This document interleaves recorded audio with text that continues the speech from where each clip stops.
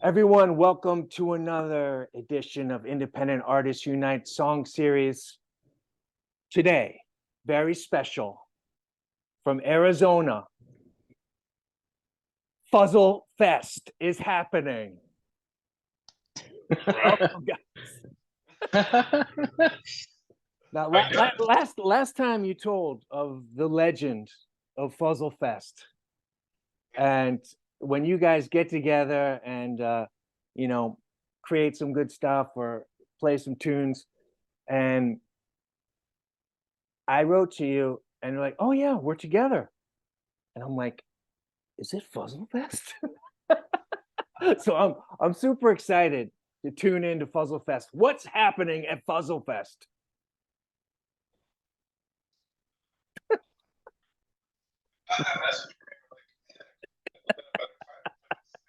We'll do it.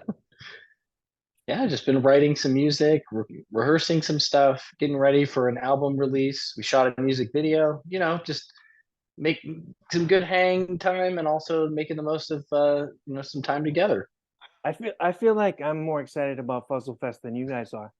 It reminds me of that clip of Robert Smith when the woman's like, "Oh my God, Big J's in the Rock and Roll Hall of Fame! I mean, are you as excited as I am about this?" He goes, "By the sounds of it, no."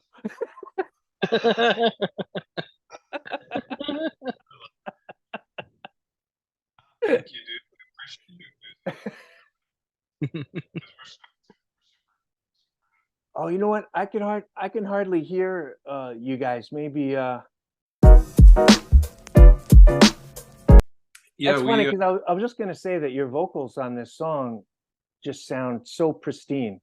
I think you guys are getting just better and better and better at like capturing what you want to capture. I think, it's like tiny things, you know what I mean? But it's just like it just sounds everything just sounds like the separation and clarity, and you know it's like you're really coming into your own. I think there really is like the fuzzle sound, right? yeah, we feel like we've developed that sound a bit over the last, we talked to you last, we've really been trying to hone in what that type of music is. And Yeah. we just, always tip our hats to the 80s while trying to push it in a little, more current direction for us, I guess. Yeah, well, I think you're doing that very successfully because it does have that nostalgic feel to it, but it is something totally your own, as opposed to like I mean, there are some bands that like they love the 80s so much, like, maybe too much of certain bands like Joy Division or something like that. It's like, okay, guys. You can tell that they're We big got fans. the underwater vocal and the single Yeah, note synthesizer. We got it. out of the way. But well, I love that stuff too. But Yeah. so how long has Fuzzle Fest been going on now? You guys look like it may you are you in the second week of it or something like that? Because you guys look hungover. Well, yeah, I mean this trip was probably 72 hours, so today's the last day, so it's we go hard for a few days. Mhm. You got some like what happens when you meet face to face, walk us through it. You sit right down, pick up guitars right away, or what happens? Um, yeah, well, I stayed with Eric at his house for one night, and we played a little bit of guitar, kind of did pre-practice, and then we did a rehearsal the next day. And that was at a space that we rented out here, just to get a vibe on the songs, how they sound live. And then it's just a weekend, so, and then we ended up doing a music video yesterday that we shot for a new upcoming song. So just trying to make the best use of the time. Oh, no. Okay, so this was really about getting the live Fuzzle live show together Yeah, we're on this trying to Fuzzle see Fest. Yeah. trying to see how that all works just with the two of us. And what do you think? Is it sounding cool? Definitely, it's Yeah, just yeah, fun to be in the same room, and it's yeah. like we've been working, in asynchronously, for periods of time, and it's just nice to really, hear some of the music blasting over a PA and like hearing it, basically at full volume and really like rocking along Mm, with it and singing along, and I don't know, it feels like the culmination of like the fruit of our labors of working on the music to really mm. kind of, I would say, feel it, Yeah, yeah, and yeah. That must be cool. yeah. Um, well, today we're going to talk about before. Thank you. How Yeah. did this one? How did this one come about? What was the beginnings of this one? It's interesting. So I was listening to a lot of the band Hers at the time. I don't know if you've ever heard of them. They I were don't think so. No. they're cool. Is it That HERS or HEARSE? HERS. That's a good distinction.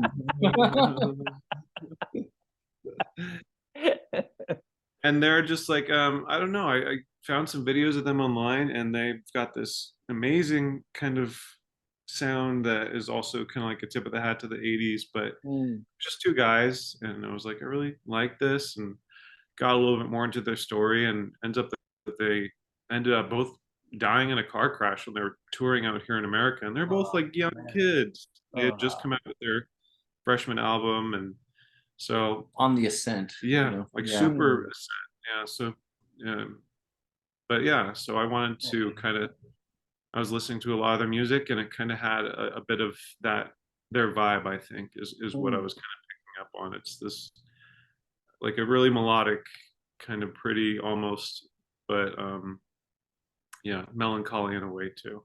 Yeah, that's what I was hearing there too. Like there's like a ten a little bit more tender kind of, you know, plaintive quality to the vocal. Mhm. Like I felt like you were like kind of caressing it a bit more, and Yeah, and it felt, yeah, there's like a fragility there a little bit, I really like that. thank you. Yeah, we really like that one. We feel like it was, we always try to do something a little different from the last one. We don't want to just do the same thing over and over. You can't tend to. Okay, vocoders out. You gotta keep a you have like a a grease board. To keep score. I was talking about that with James K. Ultra that produces my stuff. Oh no, we can't do the telephone voice again. We did a telephone voice list. Got 5 songs of telephone. Yeah. Yeah. Damn. Love the telephone voice. Um, so, but was the genesis of it like you sitting down at the guitar and coming up with some chords, or how did the writing of the music go? Kind of almost forget. Do you remember how we did this one? Yeah, I think that's where it started. It started with like well, actually, no, I think it started with a drum beat where we were like, let's try doing something in an odd time signature. Mhm. And so Oh, we decided to do it in 6/4 time, okay. which, ultimately has more of like a 3/4 time feel to it. But yeah, we wrote it in 6/4, and it just ended up kind of forcing us to do things a little bit differently. I think the guitar was the first piece Mhm. that we did. Mm, Uh, the other thing that we tried with that, I was telling Sean about this, is that we didn't use any amps or anything with this one. And typically, we'll kind of amplify or use amp sims to do that. It was just direct into the board, so it kind of made a much crisper, cleaner kind of guitar oh vibe yeah. Yeah. for this one that I thought felt real nice and snappy along with with the drums. So And another great guitar solo in there, by the way. Thank you. Such a fan of Fuzzle guitar solos. Always like melodic, tasty. It sounds nothing like this, but you know who else does guitar solos like that is Glenn Tilbrook from Squeeze. Okay. Like you know Squeeze? I don't. I gotta check it out. Okay, Squeeze, yeah. They just like they're maybe. just like great pop songs, and but he's not really heralded as a great guitar player, but they're so tasty and melodic, his guitar solos. And that's how I feel about yours too. It's always yeah, taking I'm it al- to a little bit of a new place, but also bringing back some other themes in there, and you know, not shreds, but just something something Yeah. nice and melodic. That's exactly how I kind of look at my approach to guitar solos. I mean, I'm not a shredder by nature, but like I was always the Beatles was what I started playing guitar on. So it's Mm. always finding that really juicy melodic entanglement. And I like to do a lot of quick picking here and there, but like you said, not shredding necessarily, and let those nice tones ring out.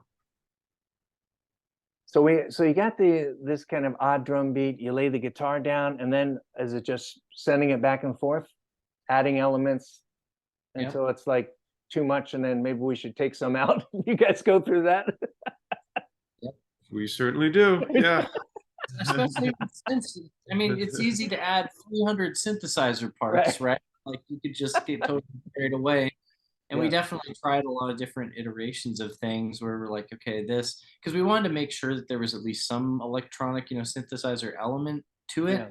And this was a harder one, I think, to find the right parts. And so it's a lot more subtle. I think on this one, it has moments, but it's not stuff entirely throughout. Like the drums, guitar, bass, and vocals are really kind of like the focal point of the Mhm. song. Yeah, yeah.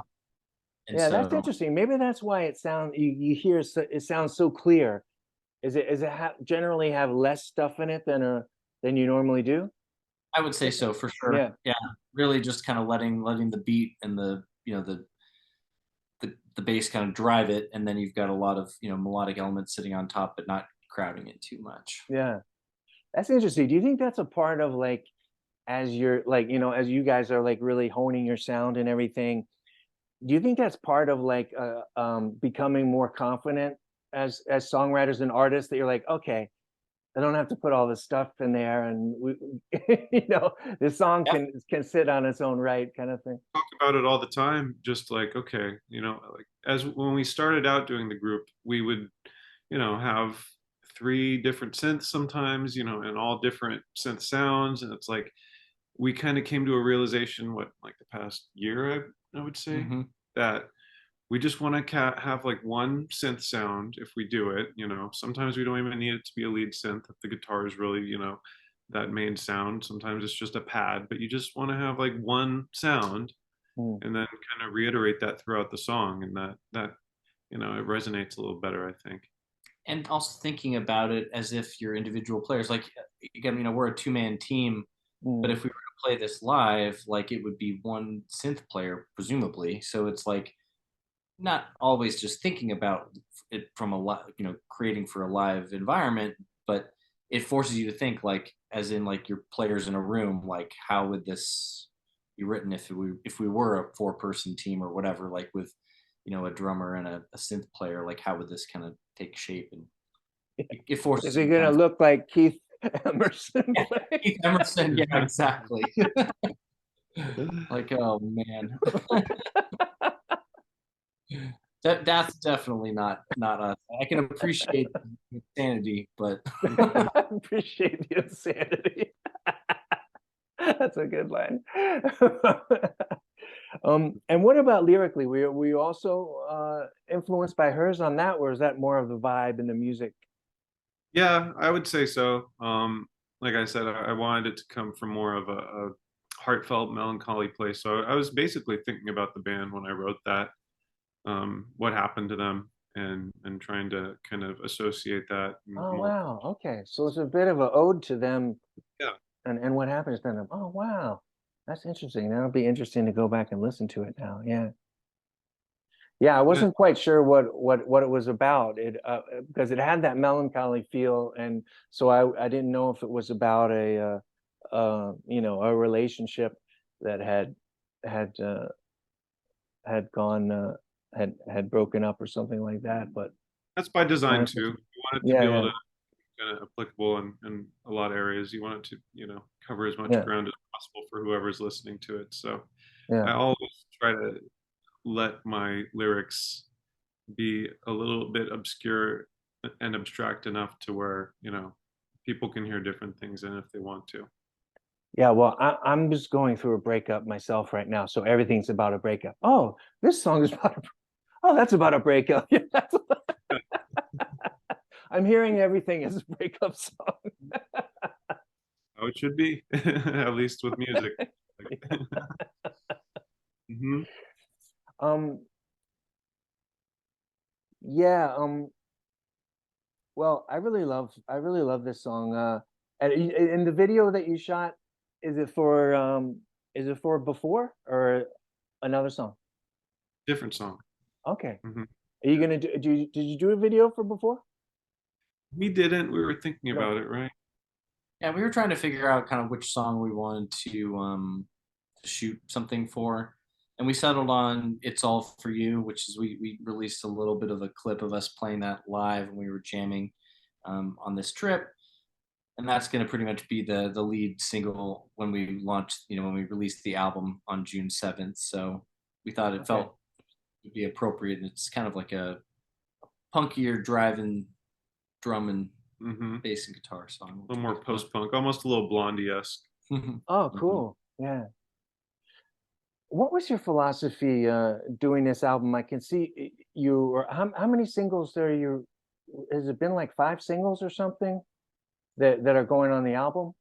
Yeah, so it's gonna be, let's see, three before release, and then the fourth when we release it, and it's gonna 4. include Okay. some of the singles that we had previously released. So the album's gonna be 12 songs in total, with a handful of new ones, including some of the stuff that we've been releasing now. We just felt that it was kind of a really good representation of kind of where we're at, and we've kind Yeah. of picked songs that we've done mostly in the last year, but we also refreshed one that we wrote a few years ago.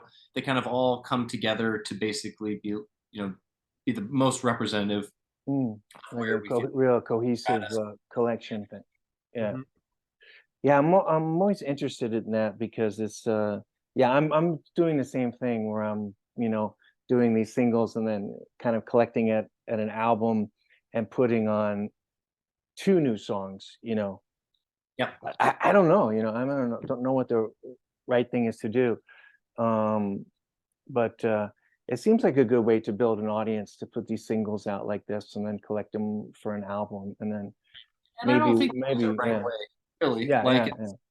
it's all kind of, it's going to be, every artist is going to be a little different, and every fan base and everything's going to be a little different, and you try stuff and you see what clicks, right? Yeah, yeah, yeah, yeah. Well,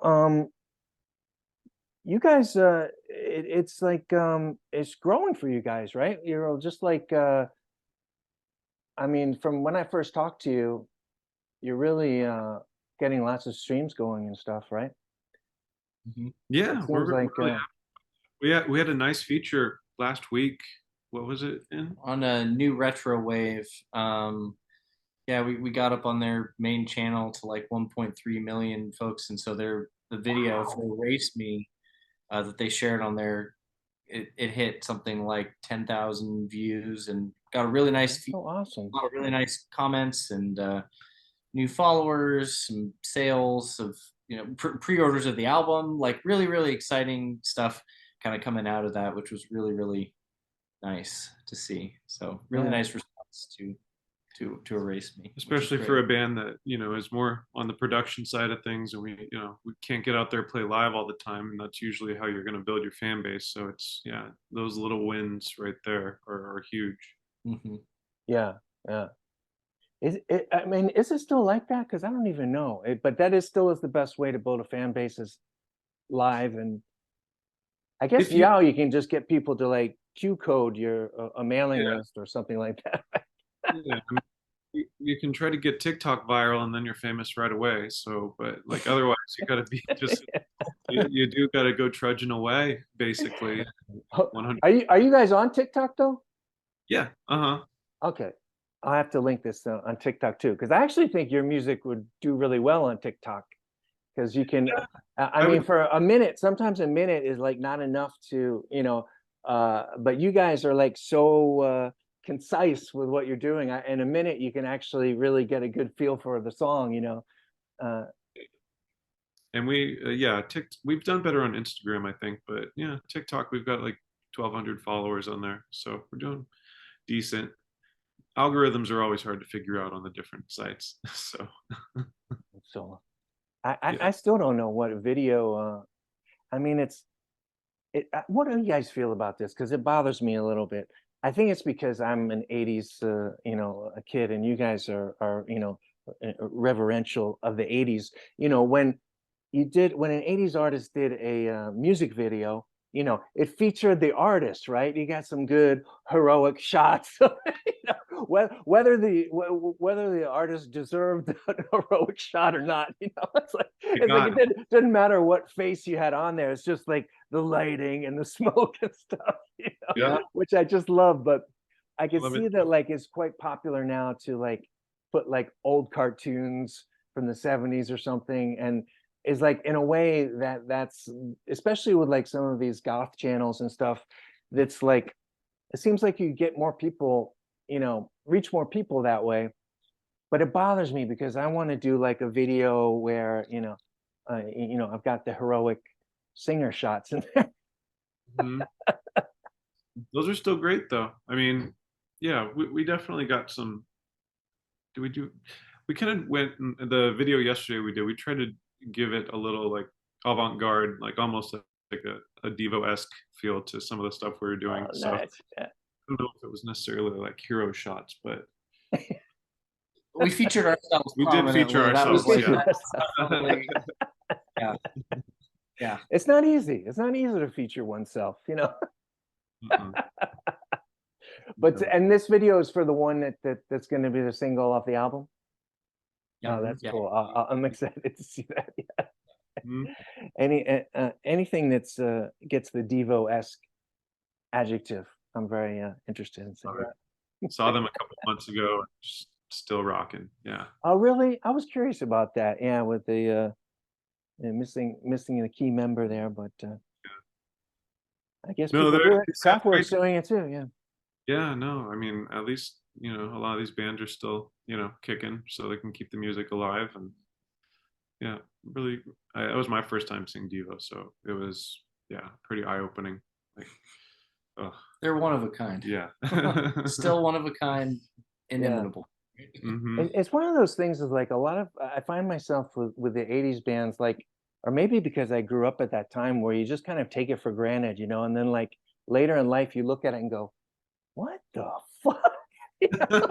Did this actually happen? And Devo is a Just great saying, example. it's like, literally how have. did they do that? Like, we went we went to a record store yesterday, and I found the Detroit single. The Devo did the theme from that movie, and it's like got this weird cover art of like Dan Aykroyd holding like a chicken kebab skewer with Devo's heads on it. It was just like the weirdest thing I've ever seen. And we ended up in this long conversation with the clerk about it. And we were just like, what you just said. It was just like, how is this real? Like, they did a weird music video for the song that had shots from the movie. They built a set, like just all this stuff. It's like, Yeah. that doesn't happen now. Anymore, Like, no. how did they do this Mm-mm. at like 1983, like late 70s, early just yeah, it's mind blowing. Yeah, especially when it's for a movie and you could easily just put in clips of the movie and a couple of performance shots, but a lot of those bands like that just go totally overboard with a whole new concept and just little blips from the movie. It's like, I always appreciate the effort that is completely unnecessary. Mark Brothers said, no, that will not stand. And then just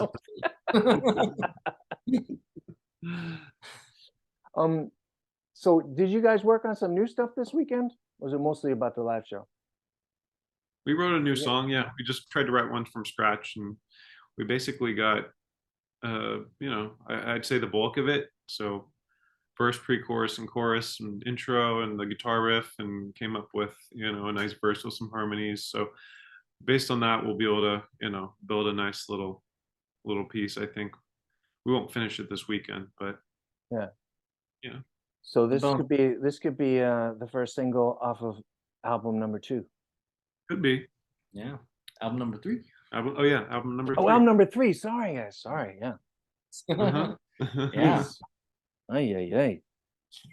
Oy vey, Scott.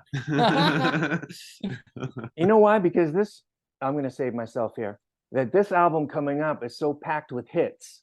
Usually there's a sophomore slump, you like shoot your wad on the first album.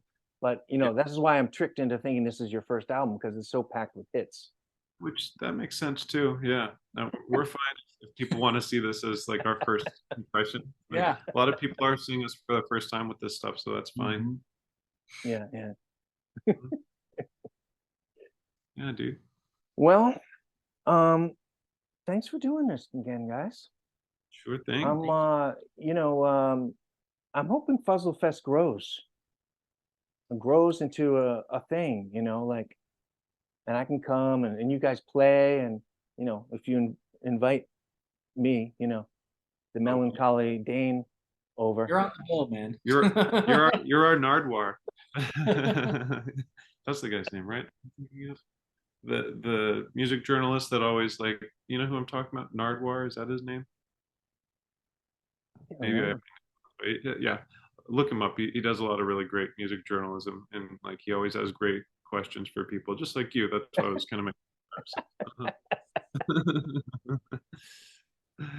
Well, yeah, thanks. Yeah, I think it would be great to have a full-on music festival there.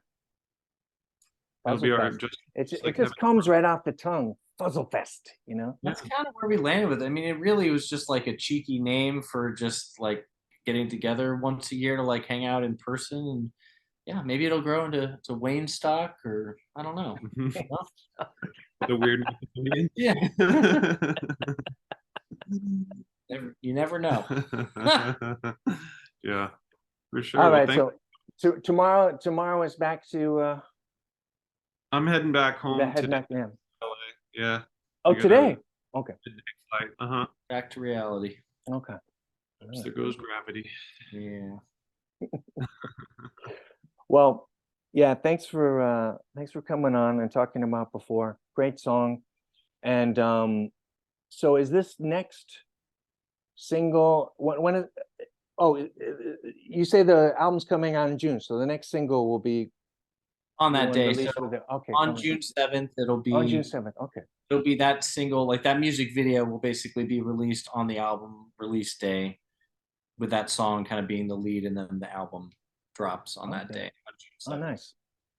I'm releasing an album in July, so hopefully, with any luck, we'll end up in the same time capsule Nice. that's sent out to the aliens or whatever they're doing. Perfect. Yes. That's great. Yeah. Always a pleasure, guys. I Great. appreciate it. Yes. See ya. See you later.